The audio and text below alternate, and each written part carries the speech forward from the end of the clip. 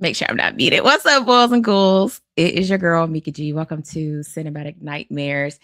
I just wanted to jump on live real quick because not even real quick. Like I just wanted to do a live episode because I don't think I've ever done a we're just kicking it live episode before. But I I did want to jump on here. At first I was gonna talk about something um as far as, like, being in the horror space, but I'm gonna save that for a conversation on the Blurred AF. So, we'll talk about other things. So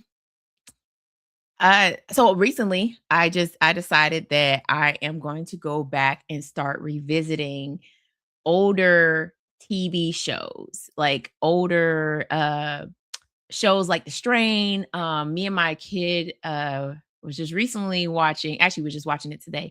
We went back and rewatched Spawn, and there's 3 seasons of that, and so we watched the whole first season. And I forgot how good that show was, even though I really didn't grow up, watching HBO. I did remember watching it like later on streaming, and I forgot how good of a show it is. So I'm interested if anybody would be interested in seeing, um, me discuss, episodes like that, like going back and discussing horror episodes of previous shows like The Strain and Spawn and True Blood. Because so as y'all well know, I've been doing 28 days of black horror. And so I really dug in deep for black vampires because I feel like black vampires don't get the space that most other vampires do. I mean, yes, obviously Blade, everybody talks about Blade, but in doing my research, I came across an article talking about Tara from True Blood. And it was so intriguing to me because obviously, if y'all have never seen True Blood before, True Blood is takes place in Louisiana, and it's Sookie Stackhouse and her best friend is Tara Thornton. Tara comes from a background where her mother is an alcoholic, but a newfound Christian, and she has dealt with Tara herself has dealt with a lot of trauma when it came to dealing with her mother and her alcoholism. But giving more of the backstory, because I think we find out more of the backstory in in season 7, is that Tara's dad ended up leaving her and her mother, and she had the opportunity to shoot him, but she chose not to. And so she kind of blamed herself for not protecting her mom at the time. And so I the more I kept digging into Tara's backstory, the more I was so intrigued by this character, and that got me to thinking, like, maybe I should go back and watch True Blood through a different lens.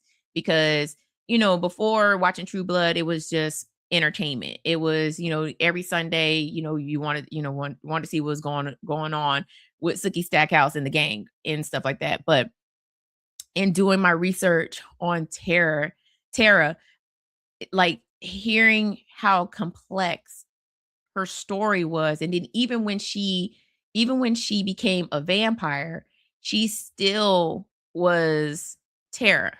She didn't become a vampire to be glamorous. She didn't become a vampire to want to walk the night and things like that. It was just she wanted to be she had a lot of anger and, frustration about life. And now, she her life gets taken, but then she's turned into the undead. So all that anger, the frustration, that pent up, emotion that she had, it just got worse when she became a vampire. But of course, after a couple of episodes, she went back to being the terror that everybody knew. So I really like doing all this research on, black vampires.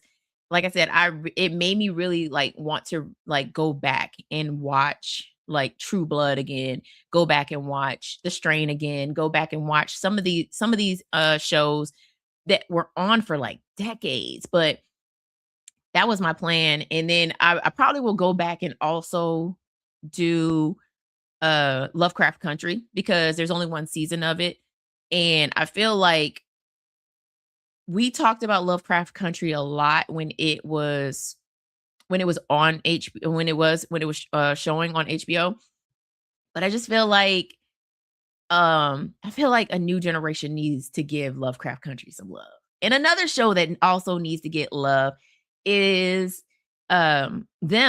So on Prime, Prime Video, a lot of people, I posted Them on, for 28 Days of Horror, and, um, it just amazed me that not too many people knew about that show or they loved it and they realized that a lot of people didn't talk about it. Especially season 1, cuz season 1 is it's a tough watch. Like a tough watch. Like it deals with the Great Migration, and, that's when, Black people were moving into, into, suburban neighborhoods, and obviously, um, people didn't want them there, and it was so on point with the historical value of it, but also with the horror value of it. And then season 2, we are in the 90s. The season 2 deals more with like how to get into Hollywood and how to and selling your soul and all this stuff. So yeah, definitely I would definitely go back and revisit Them and also go revisit Lovecraft Country, and I probably will do that on my show or do that, in videos, you know, just so I can, watch through not fresh eyes, but watch through like a different lens through a different way of thinking, I guess you could say. But y'all let me know if you're interested in hearing my takes on these old shows and going through each episode, like, or are you gonna watch it with me? Cause that'll be great. Like, and then I can have people on. That'll be really dope. So as y'all all know, next weekend, next Saturday is game night. We are going to be playing Jeopardy. And honestly, I've come up with some great categories for Jeopardy, and I'm a little excited about this this round of the show.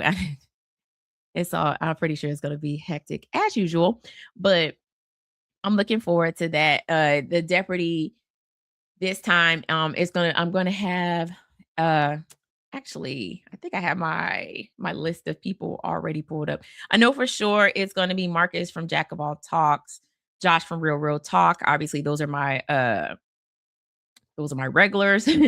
Nathaniel from Nathaniel Gamers, Cody from, at A dot Burial Ground, Spud. He's a potato. That's what he calls himself. So Spuds will be on, and Brandon from Terrific will be on as well too. And I'm trying to think of who the other person was.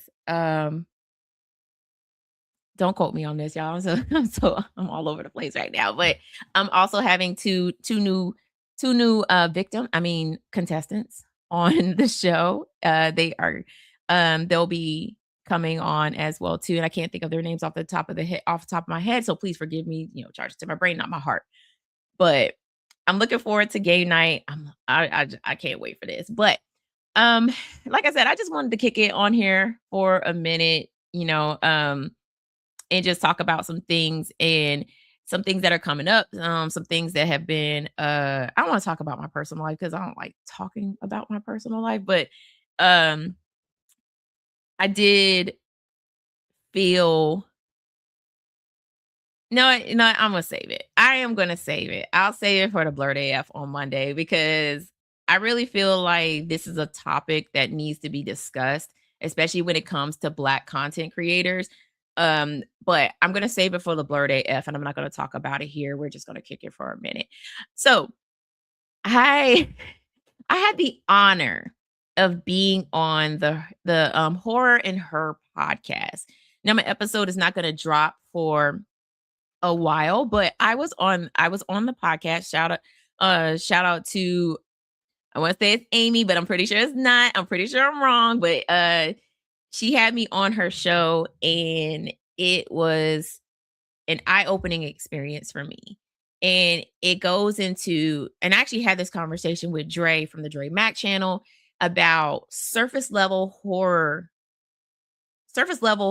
fans versus the fans that get into the meaning and the whys of horror films. And not even just the whys, it's just more so getting into the message in most of the horror films. So I went on the Horror and Her podcast, and we talked about A Nightmare on Elm Street. Now, the questions that she was asking were definitely not surface level. It wasn't like, why is Freddy Krueger your favorite?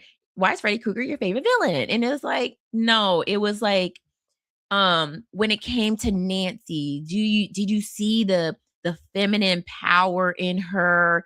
And like just the questions that she asked made me think on a deeper level when it came to A Nightmare on Elm Street, because I mean I've seen this movie a lot, and actually it was one of the first movies that I watched when I was 5 years old. So I've seen this movie a lot. But the questioning that she had made me think about it on a deeper level. So if you never, I mean, obviously, if you've never seen A Nightmare on Elm Street before, shame on you. But A Nightmare on Elm Street, we have Nancy, who, when you go back and originally watch the movie, pay attention. Nancy doesn't come off as the final girl. Nancy comes off as she's about to be a victim, right? But as you sit and after Tina is the first person to be taken off the timeline, you kind of watch this evolution of Nancy from being the quiet, meek girl next door to a fighter and a survivor. You know, and the question came up. She said, "Do you think that in the end Nancy was just defeated, tired, if we want to say, when it came to the ending when she turned her back on Kruger, or right before she does that, she tells him he's nothing, and then she turned her back on him." And my answer was, baby girl was defeated. Baby girl was tired. She had spent plenty of days up taking NoDoz, drinking coffee, drinking Coke, trying to, watching all the bad movies on late night TV. I think she was tired and she pretty much had given up. Like she gave up. And that's why she turned her back on him, because she felt like no matter what the outcome is, whether he disappears like he did or if he kills me, you know what? I did what I needed to do, which was put him through put him through the Home Alone hell house booby traps downstairs. But I think she had given up the fight. But it's interesting to see her character her character build throughout the whole movie, because like I said in the beginning, she started out as the girl next door, quiet, meek, shy, like not really, I'm here for my friend, even though Glenn was trying to get, what I'm saying, he was trying to get his whatever. But Glenn was trying to get his, and she was like, "No, we're here for Tina. I'm here to support my friend." And she was the ultimate best friend, you know what I'm saying? And just to watch her evolution throughout the whole film, that's what I love about horror movies, is that it's not the guts, it's not the kills, it's not the blood and the splatter and all that. And if that's your thing, kudos. Kudos to you. It's not my thing. I watch horror movies for the story. And I'll use a perfect example of when I went in with a surface level mentality, and then I had to go back and recheck myself and rewatch the movie again. Candyman, the spiritual sequel. So I first watch, went to the movie theater, went to see it. Obviously, I am a huge fan of the 1992 version, like so much of a fan that I even have my little Tony Todd right here. Um that sits on my desk. but huge fan of the 1992 version of this movie. So I go in with this lens that I am going to get. Oh, thank you, Tony. Oh, hi, Tony. um, actually, I should show that. I should show that. Thank you. So I went in with the 1992 lens that, this is the man that I'm going to see. I'm gonna see Tony Todd. We in here. Like, even if they got to CGI his face, because at this time, Todd is battling cancer at this time. So he doesn't look like he did, in 92. Got it. So first watch, get to the end, and I was like, what the hell was that? And I was mad. When I tell y'all mad at this movie for so long. And then it hit streaming. My kid found out about it. She wanted to watch it because she had just watched the 92 version of it. Hey, Tori. She had just watched the 1992 version of it and she wanted to watch the spiritual sequel. So we sat down and watched it and it pissed me off all over again. Because again, I'm watching from a surface level where I'm like, man, where's this? Where's this? Why are we doing this? Da, da, da, da, da. And okay, fast forward. I rewatched the movie by myself and I actually watched it and saw all of the symbolisms in it, the social commentary in it, the reason why, you know, uh, you know, Candyman is not just one person. He's, as they said in the movie, he's the whole hive. Like whenever there is an injustice against somebody, they become the myth and the legend. And that is the reason why it kind of ties in the 92 version and also the sequel, where in the sequel Purcell says that even here in New Orleans, crimes have been committed in his name, meaning that the urban legend did not stay in Chicago. It actually traveled down to New Orleans. And then we found out that not Tony, sorry, Daniel Robitaille's character was actually born and raised in New Orleans, and that's where the story took place. It just so happened to end up in Chicago because that's how urban legends travel. And so, in the sense, if we take the urban legend or story, if we take the urban legend story and we apply it to the spiritual sequel, it almost continues it because if you watch the ending with the shadow puppets, they show you every single incident where there was an injustice against somebody and they end up becoming that version of the Candyman. So again, it's one of those things where I I sometimes hate being on threads because people have some of the worst takes when it comes to threads because they watch horror movies from a surface level versus like actually trying to understand. And now granted, there are some movies that are just surface level, Terrifier. Um which I have never seen before. I've tried to watch it, I've tried to get into it, I just can't. But I mean, I guess we have people in the chat now, so I guess I will pose this question.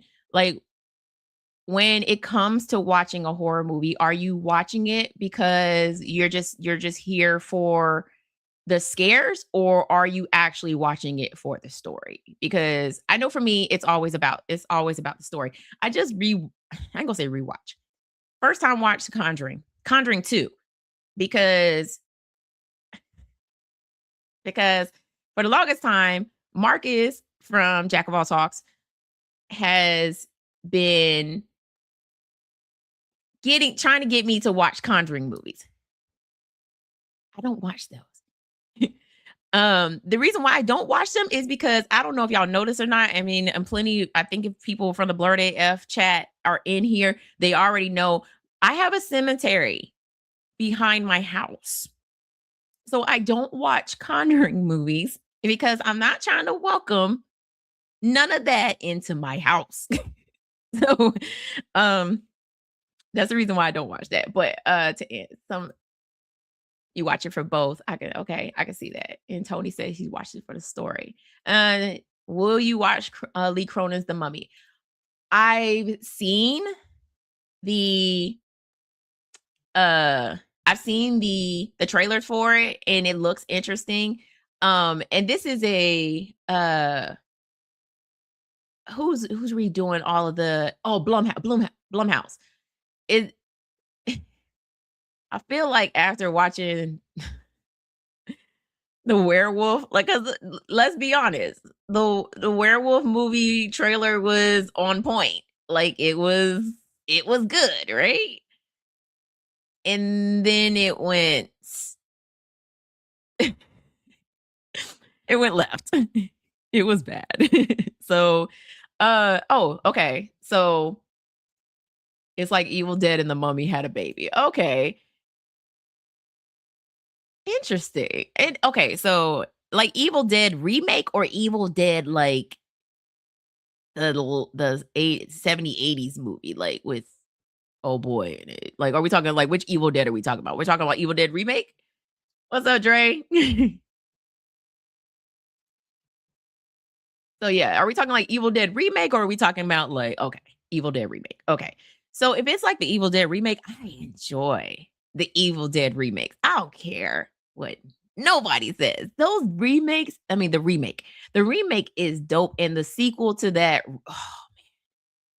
I normally don't do the whole body horror thing, but I love I love that remake and I love that sequel. Like not saying I would just go and watch them because I want to. Not gonna watch them at my house because you know, cemetery in the backyard.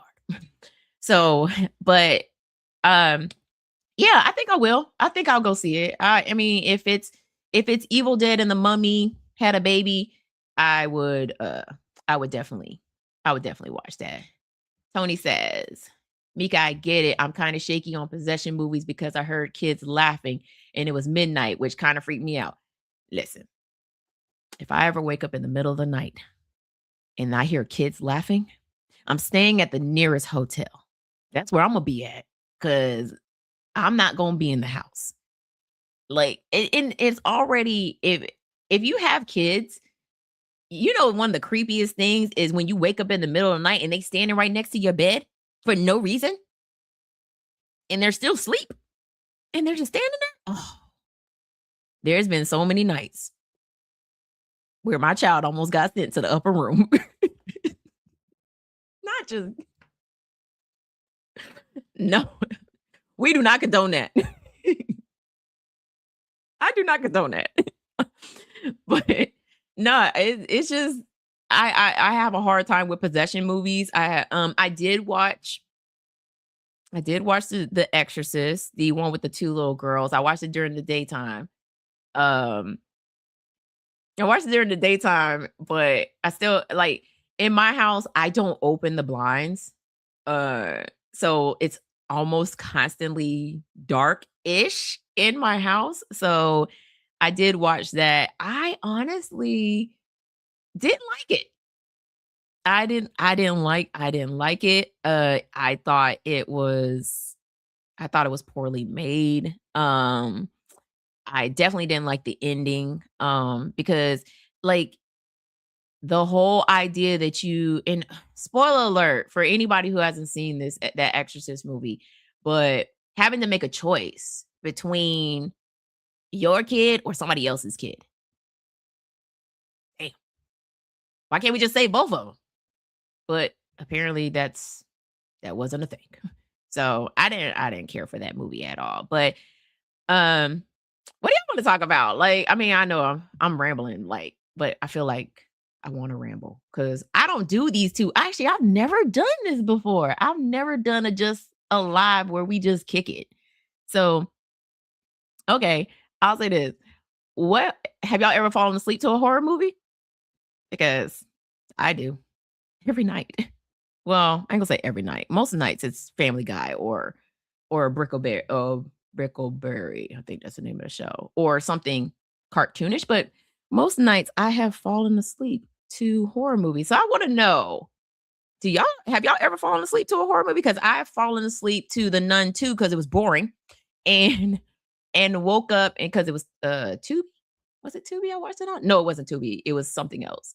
But I fell asleep to The Nun 2 and woke up to Dawn of the Dead remake. It must have been my own personal stash. So Torian says, "I have, but I can't remember what it was." And then Tony says, "I haven't."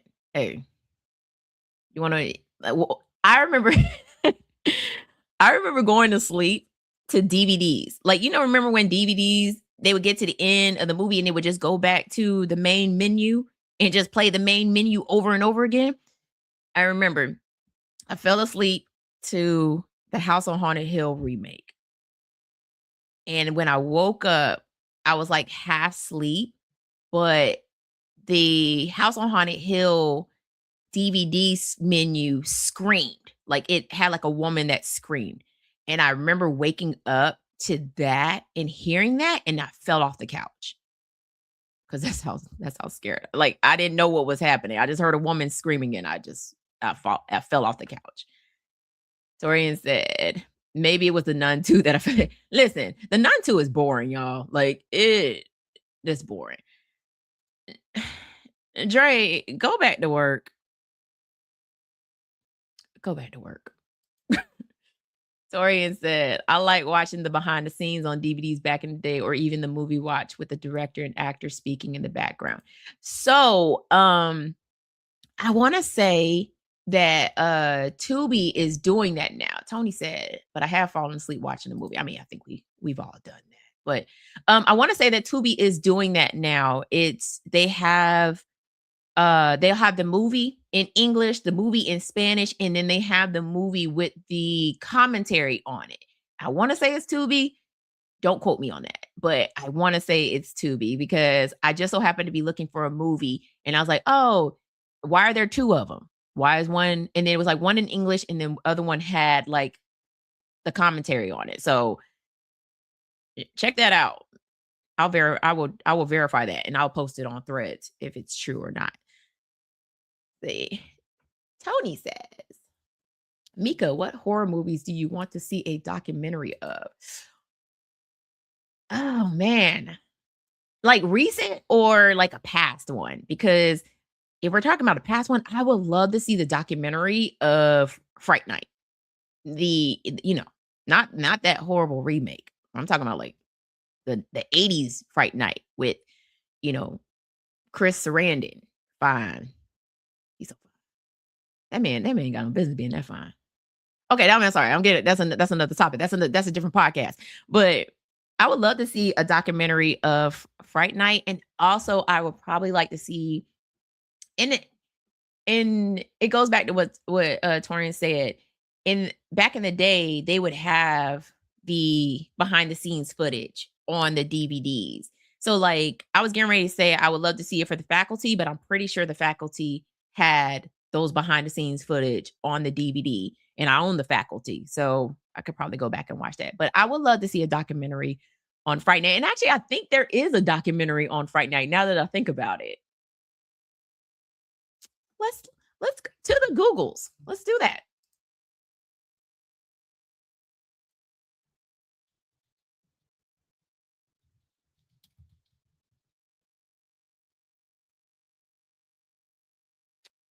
Um, there is. It's called You're So Cool, Brewster, the story of Fright Night. Okay, now I gotta go check that out. It came out in 2016. Okay, so I already got my documentary. Anything else that I would love to see? I don't really know. What would y'all like to see? What documentary would you like to see a horror film based on? Listen, this right here. This right here, y'all. Y'all haven't seen the sequel? The sequel is available for free on YouTube right now. I've watched it 3 times. Hopefully don't take it down. A documentary on Child's Play. Like all of the Child's Plays, like you wanna like cuz there is the Freddy documentary where they go through all the Freddy movies. Would you like to see a documentary with all the Chucky movies, like starting from the beginning and all the way to the Cult of Chucky? Also include the Chucky TV show in it as well too. I think that would be dope. I think I think more documentaries should be like that. Like, give us a full documentary of all the Halloween movies from beginning to ends. That would be I think that would be dope too. But that's a good question. What horror films do you wanna see a documentary of? Now I have to really sit and think about it. But again, if y'all haven't seen Fright Night 2, it's I will say this, it's not as, mm, let's say scary. It's not as scary as the first Fright Night. It has a little bit more comedic timing to it, especially with the dude that is like a werewolf, but not a werewolf, but is a werewolf. I don't whatever. But I do like the fact that she had a black vampire with her, which man, I should have covered that one in when I did Black Vampires. But there's not too much information. I'm pretty sure there's not too much information about that vampire particularly, but that vampire rollerblade. And there's a scene where there's a girl and she's walking they're on a college campus, so she's walking back to her dorm, and the black vampire is like in slow motion, and then, like, there's all, like, this, fog around him or her, because can't I don't know if it's a male or female, but skating up on the girl, and she tries to run, and she ends up falling and dropping her art supplies, and yeah, gone. So, if y'all never seen Fright Night, the matter of fact, make it a double feature. Watch Fright Night and then go watch Fright Night 2, which I know I'm just bouncing about. I wanna start doing, monthly, viewing parties, kinda how, like, me and Dre was doing, with, before. I wanna start doing that again as well too.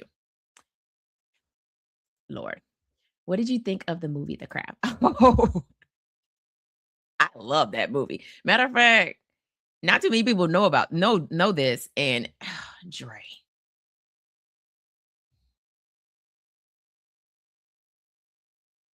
You know what? Go back to work. Go back to work.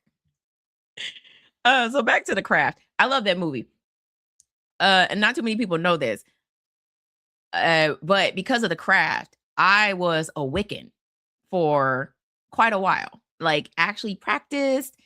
I had, all the stones, everything. I was a Wiccan. I had a book. I remember this book. It was How to Ride a Silver Broomstick by Ravencroft.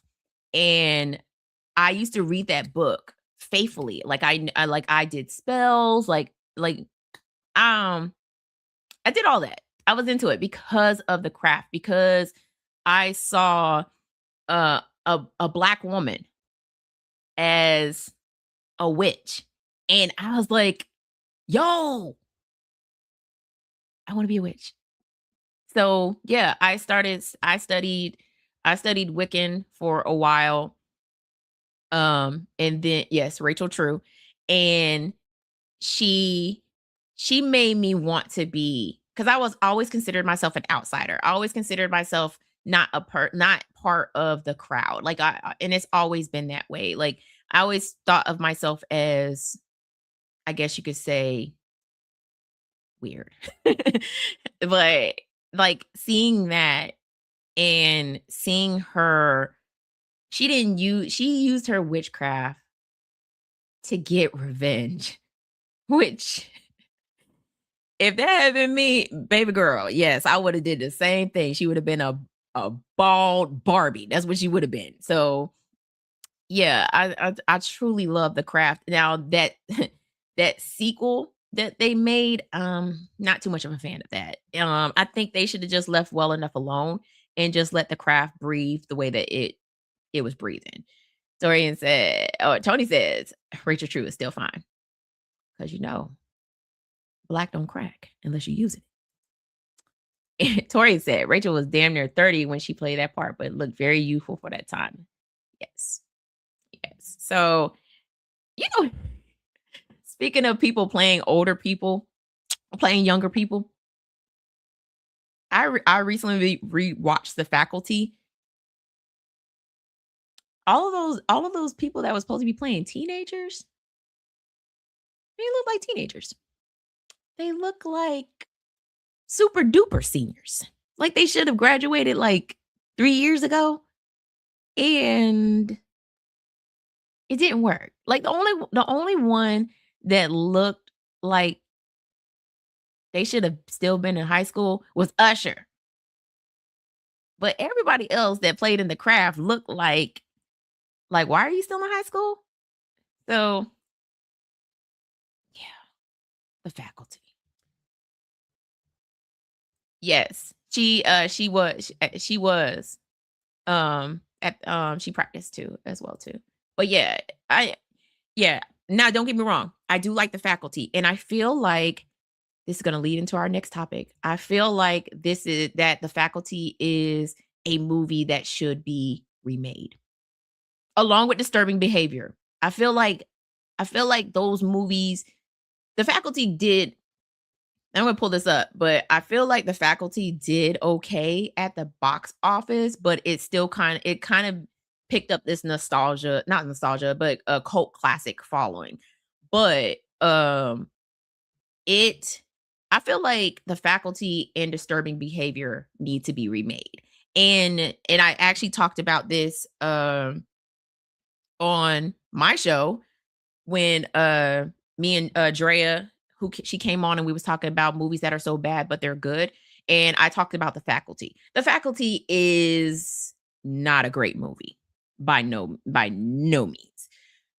It's entertaining, but I feel like it could be remade into a more modern time. And my suggestion is that get some actual people that look like teenagers, one, to play teenagers.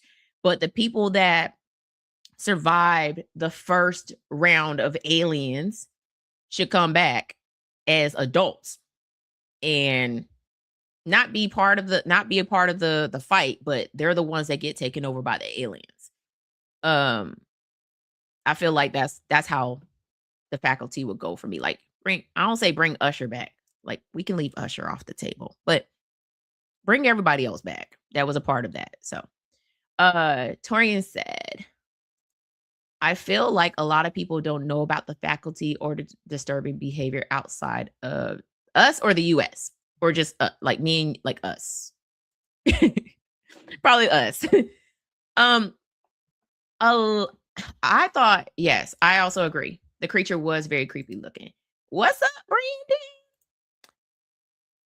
So I like the creature in The Faculty. Us. Okay. I like the creature in The Faculty. I like the little worm thingies that were the ones that they were putting in people's ears to get everybody to take over everybody's body. I love that concept. And I feel like if we can get someone like, maybe I don't want to say James Wan, because I feel like he's kind of fallen a little bit. I'm trying to think of a director that would be able to take The Faculty to where it needs to be. Um, because Robert Rodriguez directed The Faculty. And Kevin Williamson, who also wrote Scream, also wrote The Faculty. Yes, it was. Yes, it was. It was a play on Invasion of the Body Snatchers. Sam Raimi. Maybe.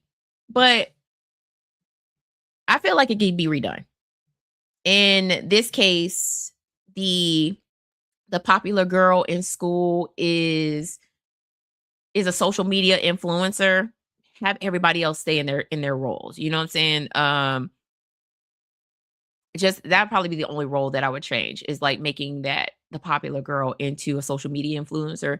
Have Zeke still be selling selling, illegal substances out of his car. Stokely is still the outsider girl, who everybody thinks is a quote unquote slut. Um, and then, Marianne is still Marianne is still Marianne, still sweet, girl next door that shows up to school, but again, make all the original actors from the original faculty, make them all the faculty. But don't remake it, like, don't do a shot for shot remake. Because the last time we got a shot for shot remake was Psycho. Well, I ain't gonna say that was the last time, but we got a shot for shot remake of Psycho and it was trash. But you also redid a classic, so messed up. Tony said, Mika, do you think Urban Legends would benefit from a remake? So sadly, they are remaking Urban Legend, which I feel like no. Okay. The original Urban Legend is a good movie. Like, it's good. And then you start getting into them sequels and it's like, okay, we're here now. So, no, I don't think Urban Legend needs to be remade. Um, because we don't really lean into urban legends anymore. We lean more into creepy pastas. So, Slenderman and things like that. So, although urban legends are a thing, most people couldn't tell you the urban legend of of answering the phone and the call is coming from inside of the house. Like, it wouldn't resonate because we all have cell phones, right? So, or maybe it does. Maybe the call is coming from inside the house because she's called the police and had the phone tracked, and maybe that's it. But we're more in creepy pasta land now, where people make up stories online and they kind of go viral and take off. So I don't think Urban Legend needs to be remade, but they are remaking it. So we'll see how that goes. Brandon said, I think Parker Finn would be great to direct a faculty remake, apply some of the creepiness from Smile, that vibe of people not being what they appeared. I would have to say, I agree. And because I like Smile, I actually did a double feature and watched Smile and Smile 2 back to back. I think Parker Finn would be a great addition for the faculty remake because of the fact that he can make those faculty members look like they're just stupid creepy. So, yes, good. Yes, I like that choice. Torian says, I remember when they showed the trailer for Teaching Mrs. Tingle back in the day played as a horror film, but when you watch it, it was far from it, but Helen Mirren was creepy as hell. So, honesty moment. Never seen Teaching Mrs. Tingle. Maybe I'm gonna go back and watch that. So I'll go back and watch that. So I can't confirm or deny whether she's creepy as hell or not, but I'm gonna go ahead and add that to the list. And actually I might talk about that on the pod because I've never seen Teaching Mrs. Tingle. Tony said, do you want to see more horror anthologies?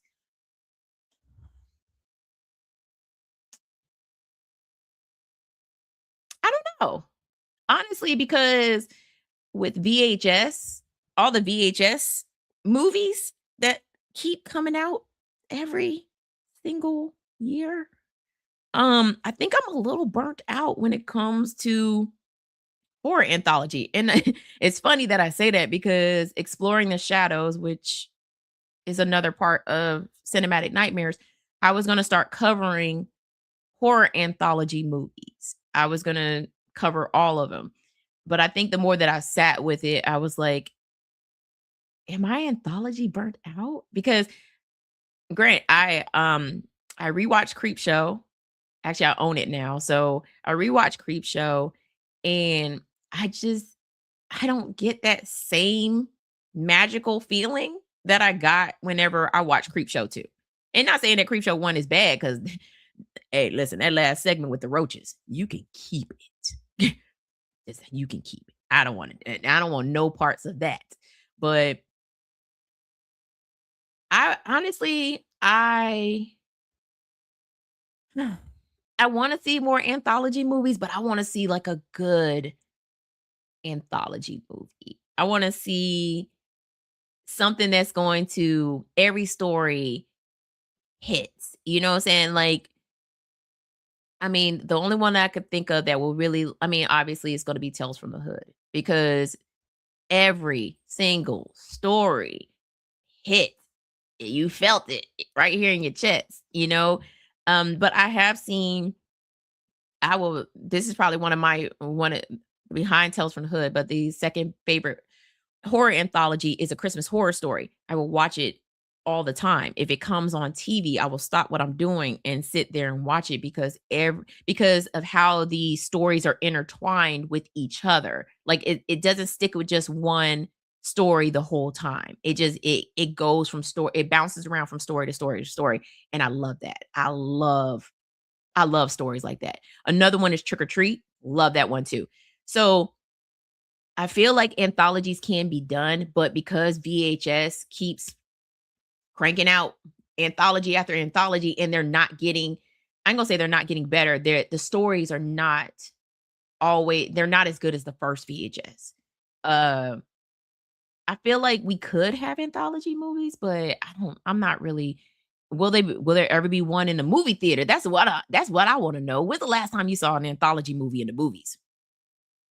I'll wait. Let's see.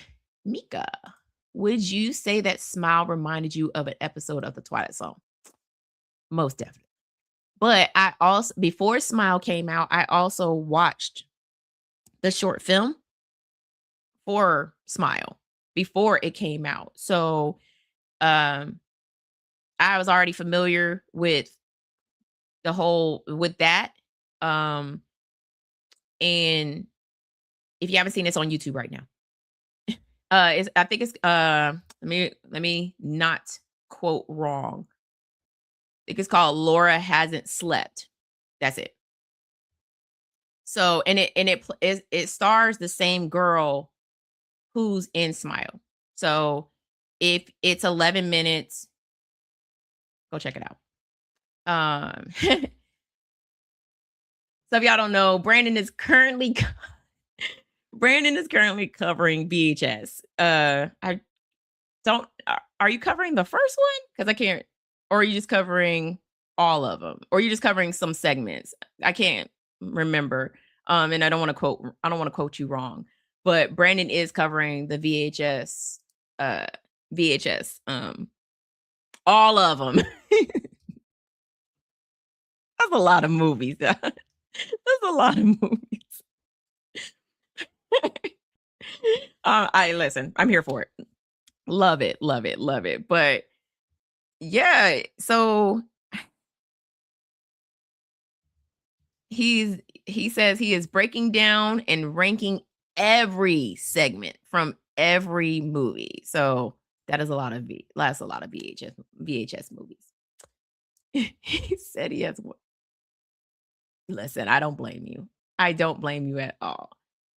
But that was pretty much it, y'all. Like, I enjoyed y'all coming on here and kicking it with me.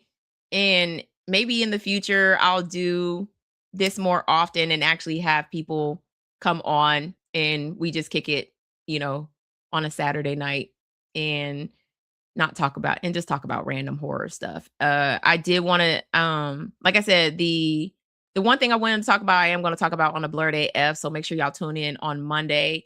I'm going to try to stream it I'm going to try to stream it to my channel as well too.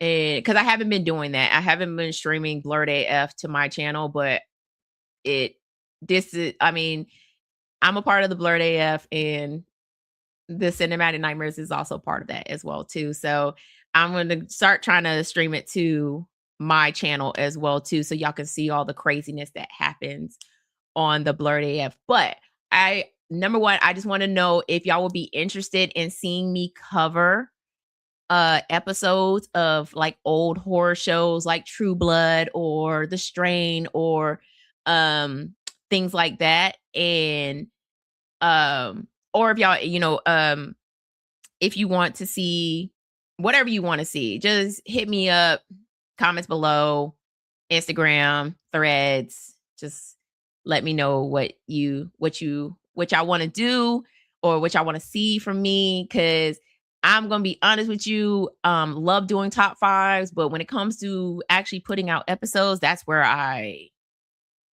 kind of drag at because I don't I have to get used to doing this where it's just me talking on the camera and not having another person with me. That's why I got comfortable with that. And it's definitely taken a little bit of a toll on me, but we're not here for all that.